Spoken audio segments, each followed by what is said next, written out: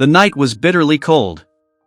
Wind howled through the narrow alley, carrying flakes of snow that bit into a small kitten's fur. Tabby had been wandering for days, no food, no warmth, no one to notice him. His paws were raw from the frozen ground, and his little body trembled with exhaustion. He didn't know where he was going anymore, he only followed the faint glow of a porch light in the distance. When he reached the house, Tabby stopped. Warmth seeped faintly through the cracks of the old wooden door. Inside, he could hear laughter, the clinking of dishes, the kind of sound that reminded him of a life he had never really known. He pressed his nose to the bottom of the door, inhaling the scent of something wonderful, soup. Chicken soup. Desperate, he rose on his hind legs, pressing his front paws against the door.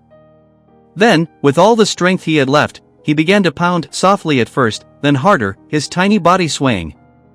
Thump, thump, thump, it was the sound of hope wrapped in fur.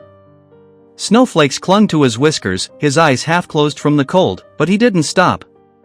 He stood like a tiny human begging to be let in from the storm. Inside, Emma was washing dishes when she heard the faint tapping.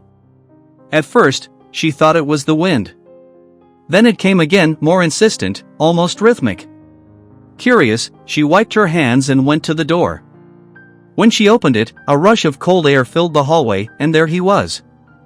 A tiny striped kitten, soaked and shivering, his paws pressed against the threshold as if in prayer.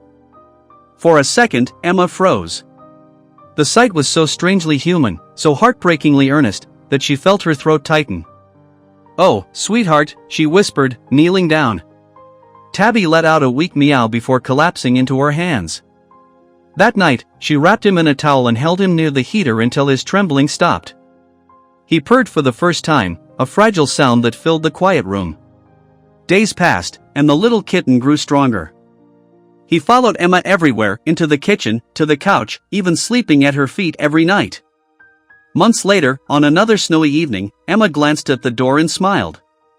Tabby was there again, standing on his hind legs, tapping gently, not because he was cold this time, but because he wanted her to let him out to play.